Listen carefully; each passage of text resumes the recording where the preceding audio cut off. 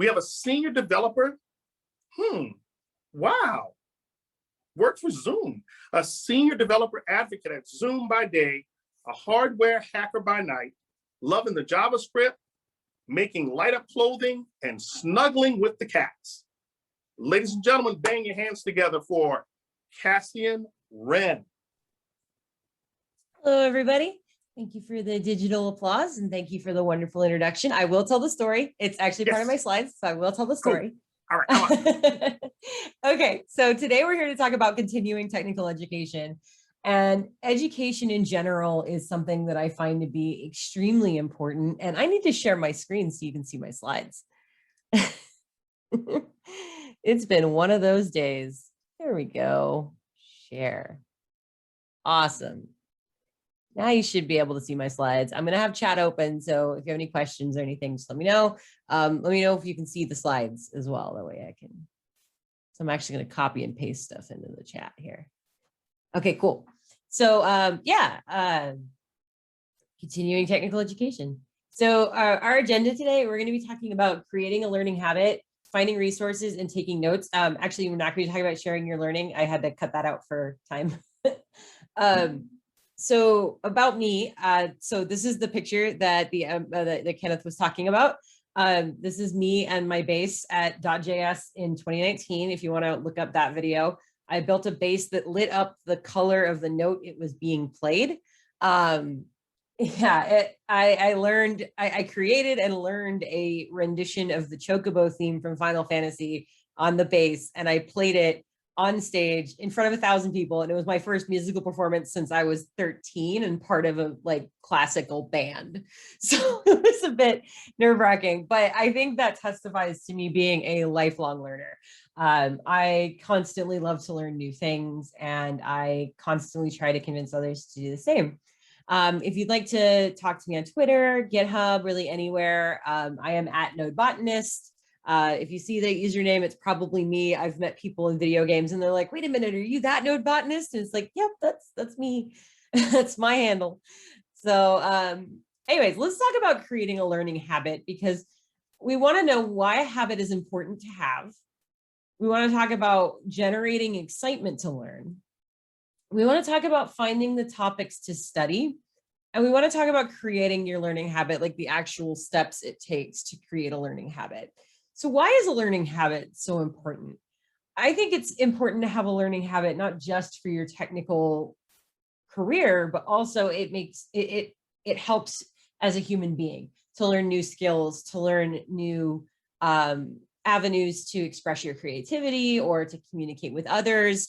I feel that having a learning habit and learning these skills is incredibly important to your development, not just as a worker, but as a human being.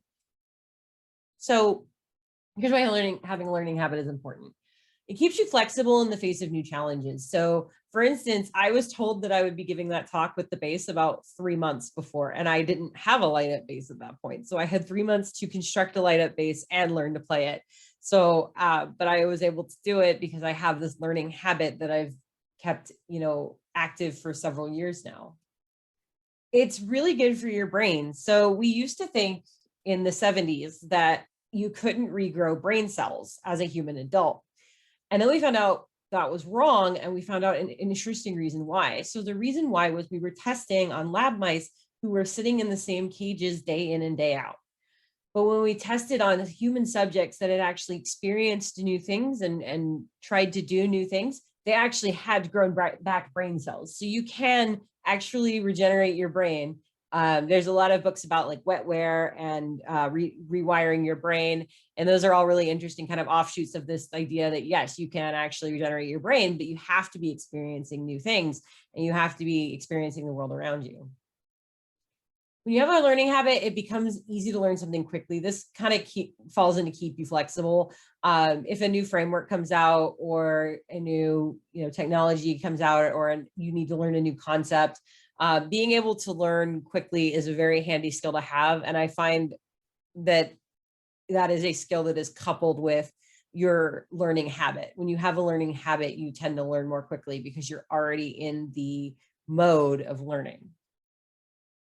So when we talk about generating excitement to learn, it's tough because motivation is tricky. I'm actually, not that motivated myself. I just have a lot of discipline, I guess is the right word for it. And the way I set that up is I think about what makes me tick, and I think about how my studies will suit my needs. We'll talk about learning styles in a minute.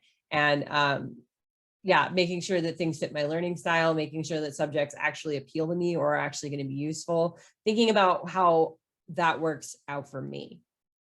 You then want to set yourself up with a good environment for learning with the tools and techniques, things like a to-do list that you can customize to your heart's content and you can prioritize everything in it. Or it could just be as simple as a to-do list written on a notepad. However you do it, you want to make sure it works for you and you creates a good foundation to actually get you into the motivation or discipline state to learn.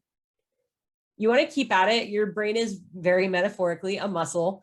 If you start to learn a little every day, you will start to see results fast. And there's very little diminishing returns that I've discovered through learning. I still get the really nice dopamine hit when I learn something new and I'm able to kind of either show it off or use that skill. So that's another way to generate excitement to learn, is by keeping at it and enjoying those small wins and celebrating those small wins, because it's important. So we talk about finding topics to study. I find the 3 categories that really tend to, at least for technical education, come into mind are myself, my work, and the world. When I think about myself, what do I find the most fun, but also what do I find the most taxing? What tasks during my day do I go, oh, I don't want to do this? Can I automate those tasks? Can I learn a new way to handle these tasks? Where can improved skills or new skills help with your day-to-day? Things like communication skills. I've had to take a lot of communication skills courses and readings in my lifetime, things like that. And that's improved my day-to-day.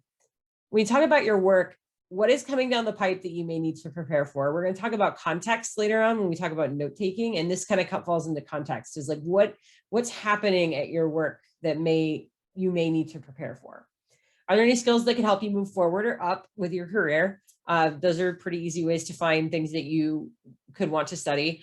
Do you have a blind spot? Most of us, if not all of us, have a blind spot at work. The thing that you cannot do without someone else helping you out, even no matter how many times you've done it, or even it's because you've only done it every now and again, but everybody has that blind spot at their job. So in the world, what are people in similar jobs learning? What are people you admire learning? And what's the talk of the town? Now that last one I want to preface with, like, do not fall for shiny thing syndrome. You do not want to basically try to learn everything that you can, all the topics that you can, but you do want to keep your ear to the ground on what the trends are and what's happening in the technical world around you. So let's talk about the actual steps to create your learning habit. First thing is to create a foundation. Set up tools. It can be as simple as a phone timer, as complex as a Kanban board, or if you really want to go that far, a Jira. Learn every day. Your goal can be 5 minutes a day, an hour a day, whatever you want it to be, but make it consistent and establish a routine. Your brain loves routines and it loves consistency. Refine your tools as you go along. Figure out which ones are working for you, which ones you're outgrowing, and replace and remove the tools that just aren't working for you anymore. Push yourself. You always want to make sure to make time to learn, even on busy or stressful days, because it can even be a great stress buster. The dopamine I talked about when you learn something new, that can be a really great stress buster. Is you're having a really tough day, like you stared at the same bug for 8 hours and you still are no closer to solving it, and you're just super frustrated, and you sit down with a book about architecture or about a different framework, or it could be even non-technical and be like a book about art, and you learn something new, that little dopamine hit. It's really great. Most habits take 30 days to manifest. This obviously depends on the type of person you are, or the habit, or the size of the habit. But in general, most habits take about 30 days of consistent action to manifest. So you want to keep at it every day to solidify your learning habit. So I'm going to walk through the example of me creating my own learning habit. So I'm going to grab my favorite note-taking tool, my new reading list, and my intended subjects and start studying. I'm just going to pick a subject a day, and every day for 25 minutes at my desk, I will study technical topics. That's my goal, and I do it every day. So then I move my reading list to a system where I can prioritize better. So I'm refining and changing my tools. And you'll notice I'm being extremely agnostic. I'm only going to mention one particular tool that I really like, but I am a big fan of you finding your own tools that work for you. So I try to be very agnostic. So I make the time even to study on Tuesdays, even though I have Dungeons and Dragons that night. And fun fact, Ava Roten from yesterday is my dungeon master. So that's a fun connection. Yeah, Ava's my dungeon master. She actually killed me last night. Or no, I'm not dead. I'm just almost dead. Anyway. So I spend a month doing this, and it's no longer a chore. It's no longer something I have to think, oh, okay, I need to study. It's something I autopilot and sit myself into doing. Let's say I do it right after work. I'll go downstairs, I'll grab a drink, I'll come back upstairs, put my learning in front of me, and spend 25 minutes straight just learning. So sustaining your learning habit is just as important as making your learning habit. Again, and this bears repeating, set a routine. Try to learn the same time every day or every other day. Learn in the same space with all your tools. So like if you need a computer or you need something, keep the tools that you need handy. I found a way to hack my motivation. It may or may not work for you. Study things you find interesting along with tougher topics to give yourself those small wins that we were talking about. And then reward yourself. Celebrate every day with a small reward, and set and celebrate key milestones in your learning journey. For me, a good example would be Duolingo. So I do my Duolingo, and I do it in a place where I'm very comfortable. So it feels like a reward. And then when I hit each milestone, I give myself a food treat or something, but that just works for me. And however you want to celebrate is the best way to celebrate, really. Let's talk a little bit about finding resources, because it can feel kind of like a tidal wave of books and information is out there. And we not only need to know what we need to know, but we need to know it in the most efficient way. So by reading the fewest resources. So we'll talk about managing your resources. We're going to talk about keeping a reading list. We're going to talk about watching out for recommendations. We're talking about vetting your resources. And we're going to talk about maintaining a personal library. So to create a reading list, one thing I do is I use Pocket, but you can use anything similar to clip web articles. And then I import them into a Kanban sheet at the end of each week. So then I have a list of, and when I say reading list, reading is a bit, I guess, constricting. You can have videos, courses, all sorts of stuff on your reading list. Anything you can learn from can go on your reading list. Add books you'd like to read as well as technical subjects. I say this a lot. If you just spend all your learning time on technical learning, you're gonna burn out. So, add things that you're interested in just to keep yourself from burning out and also to enjoy learning. And it's okay to have a large reading list, but you are going to want to prune and keep track of your reading list as you go. So a brief aside about learning styles. I'm going to put this link in the chat, actually. This is a 20-question quiz that will tell you what your learning type is. I found it very useful. Many people are what is called multimodal, and that means you learn from 2 different ways best, or 3 different ways best, or all of them. And that's great. It's great to be multimodal because it opens up the number of resources that'll work specifically for you. Always take your learning style into consideration when you're gathering resources. I am a kinetic visual learner, so audiobooks just do not work for me. I can't do that, but I can watch a presentation, and I can watch a course video, or I can read a handout. Those work for me. Oh yes, thank you, Mike, for the explanation. Yeah, for Kanban, it's like the easiest way to envision it is like a bulletin board with 3 columns, and it's to do, doing, done. And each item on either your reading list or whatever would be like an index card, and you move it from to do to doing to done. So thank you for the explanation there. So let's talk about maintaining your reading list, because it can get, again, you can have a tidal wave of resources. And if you just look at your reading list and you get exhausted just looking at it every time, you're not actually going to read anything off your reading list, which is the whole point. So prune it regularly. Articles that you thought you were going to read right away, but they've been sitting there for 2 months. It's time to, prune them or archive them, move them to a maybe pile, something like that. But keep your actual to-do reading list fairly reasonably sized, so that when you look at it, you're not completely exhausted and overwhelmed, and then you just decide to not bother. Make sure to actually read things in the list regularly. This took me a long time to actually get used to. I've had a reading list for ever, but it's been useful for only the last year and a half, because I learned how to actually start reading list things off of it. So it sounds obvious, but it's really kind of easy to just collect a ton of resources and then not do anything with them. If you can organize your reading list by category subject, that just makes it easier, because you sit down and you go, okay, I want to learn about React today. Okay, what are my React resources? Things like that. So looking out for recommendations is extremely important, because you never know when someone's going to introduce a piece of material to you that will substantially change how you think about something. And knowing how others think and having perspective on what's going on in the world around you is extremely important. So gathering resources from things that maybe you didn't know you were interested in studying, or you didn't think you were going to read, when you get a recommendation, especially a direct one, it's worth at least skimming the material at hand and giving it a try. So the first group that you usually get recommendations from is your peers. Ask them what they're reading, ask them what they're up to, and take an interest.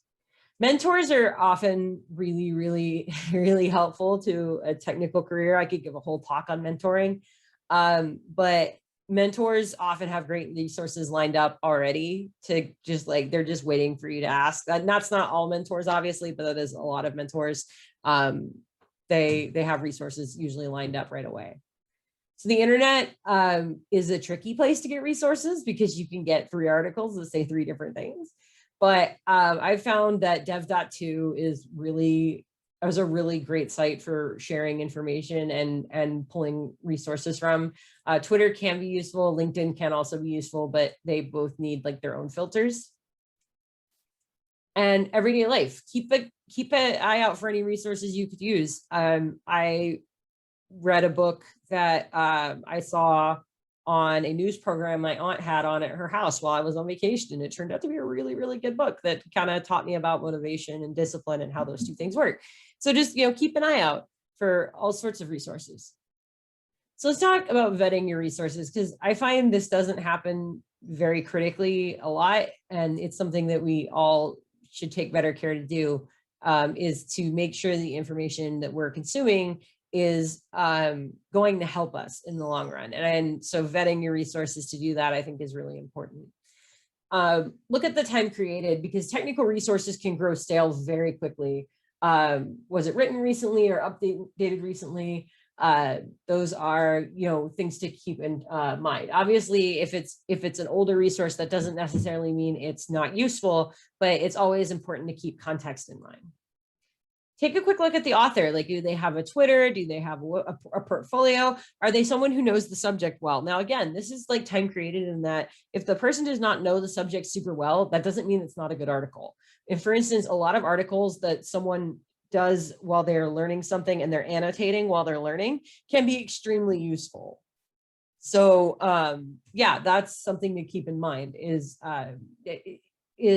take a quick look at the author. Are they new to the subject, and is that why their perspective looks that way? Or are they, someone who's a core maintainer of the project that you're looking at? Yeah.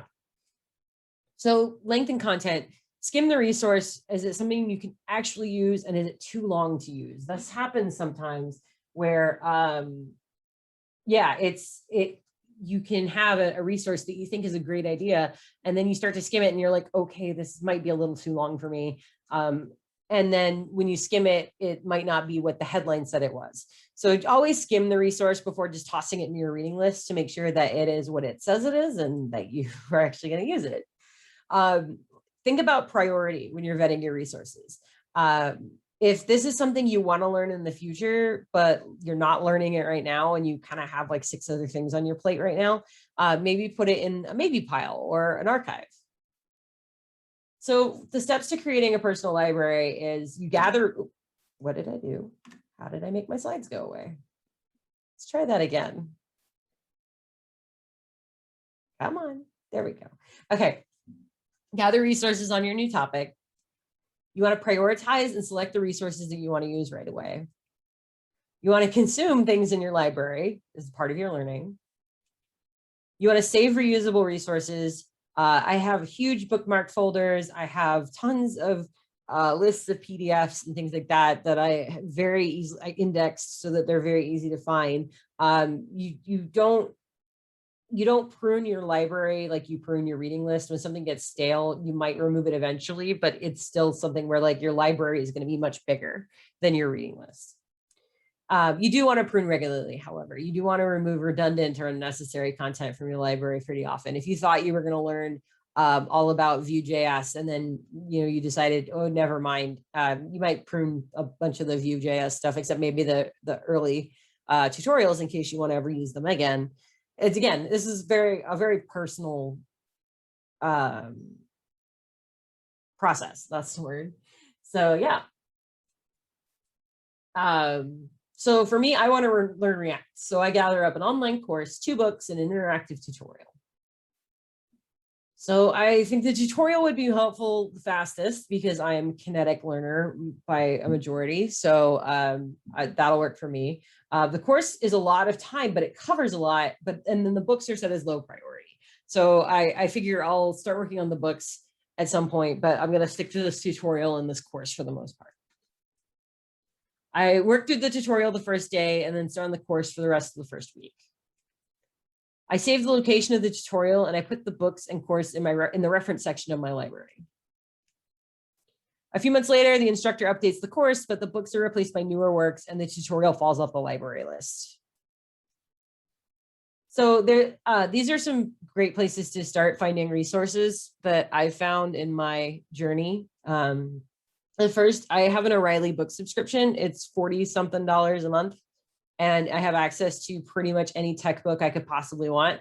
I do buy outright the tech books that I use the most to support the authors, but it is like Netflix for tech books. It is really, really helpful for me when I just need to grab something quickly and pick up on a new subject without breaking the bank by buying a bunch of books. Udemy is really good for courses. However, always wait for a sale. They have a sale like every other day. It's really not that hard to wait. And the courses drop to like a little over $10 a piece as opposed to $100 and something a piece. So just keep an eye out for that. Egghead.io has a subscription model and they have really good courses from really, really great people. And they're pretty awesome. And then dev.to is a great free place to start where, I increasingly keep calling it like the new dev Twitter, which it's not, but it's close enough in my brain. But it's a great place to get that information. So taking notes is extremely important. And I'm going to start with a PSA because everybody asks me this question right away. And I'm just going to give you the answer right now. I don't care whether you use paper or electronic notes. I'm glad that you are happy with your paper or electronic notes. Whatever works for you. I'm going to talk about the principles of like what makes a good note-taking system. And if it fits that for you, great. I don't want to get in an argument over my note-taking system versus yours. So when we talk about taking notes, we want to take notes everywhere. And I do mean everywhere. One good thing about the ubiquity of cell phones is we can use them wherever. Learn what to take down. If you take down everything that's said in every meeting and every book and everything, you're never going to use your notes. Don't do that. We're going to talk about organizing your notes. And we're going to talk about using your notes effectively. So when I say take notes everywhere, of course you're going to want to take notes when you study. That's kind of a well, duh, Cass, but still I got to put it on there. Otherwise, others going to be, what about studying? Meetings. I think meetings are a great place to take notes, not for direct technical information, but for really good technical information surrounding your career and your job and where you fit and what's going on in the company and getting to know people in the company. I have notes with the names of several people who aren't on my team that when I have a meeting with them, I start filling it out, like their name and their position and what they do and things like that. And for Kirk, you can go to Twitter. That's how you can function if you want arguments, is you can go to Twitter. Anyway, so meetings are an important place to take notes for context and everything else. Work is important to take notes at because what problems are you facing could tell you what your next topic of study is and what have you learned today. That's an important thing to keep in mind. A lot of people in the pandemic have started to associate their productivity with their worth because work is one of the only things they have to do. And I'm here to tell you your productivity is not your worth. Yeah. So what problems are you facing and what have you learned today? Like keep that in mind, because even if you didn't accomplish anything, you probably learned a few things, and that's just as important. Out and about. The ideas that come to you when you're not thinking about a problem are really great because that is how your brain works. When you are stuck on a problem, what your brain loves to do is say, okay, I'm going to put this in the back and we're going to work on it. And you go do whatever you want, like go take a shower or take a walk or whatever. And in the middle of that walk or the middle of whatever you're doing, you go, oh, Eureka, I've got a solution to the problem. And so taking notes out and about is really helpful because if you come up with that solution in the middle of brunch and you don't want to like walk out of brunch, you can just take a note on your phone and then make sure it gets in your note system. Learning what to take down is really important because like I said, if you take down notes on everything ever, you're never going to use your notes. Write down things you've learned, write them down succinctly and efficiently so that enough that when you read it, you will be reminded of all the details. And then write those details below. So not all of them, but enough of them. Questions. I find it's really important to put questions in your notes because otherwise you will forget them. The note-taking tool I'm going to show here in a minute has a really great way of handling, well, you can add a really great way of handling questions and to-dos, and context is super important. What is around you? How is it changing? How you view and prioritize the topic at hand could be changed by the shifting context. If your company is looking at moving towards one framework and you start to study that framework, but then you see this, you're in a meeting with the CTO and the CTO is arguing for another framework, and it's like, okay, wait, hold the phone. Maybe I'm moving to this other framework. So this context can be really important. Always put action items. What can you do moving forward? Because that is the easiest way to make sure you continue your learning habit, is by giving yourself something to do that will continue that habit. So let's talk about organizing your notes. Now, here's the one tenet I find important for note-taking systems. And it doesn't differentiate between paper and electronic. It doesn't differentiate between binders and books. It doesn't. What it says is use a system that allows you to find what you're looking for quickly. That is like the number one tenet for keeping notes, is just use a system that allows you to find what you're looking for as quickly as possible. Prune your notes just like you prune your library. I archive meeting notes after a month, and then I usually delete them after a year, unless they're extremely important. Yeah, just prune everything. It's okay to have a large set of notes as long as they're organized. That may have become a theme for some of you, is it's okay to have a large set of reading lists or anything, as long as it's organized. Organization is key. So using your notes effectively is extremely important. Oh, I'm coming up on time here. You can use them as reference, you can use them as context, and you can use them for moving forward. I'm actually going to skip the demo because I think I'm at time. Yes. So thank you very much. This is me. Feel free to tweet at me or whatever you'd like to do. And I appreciate your time.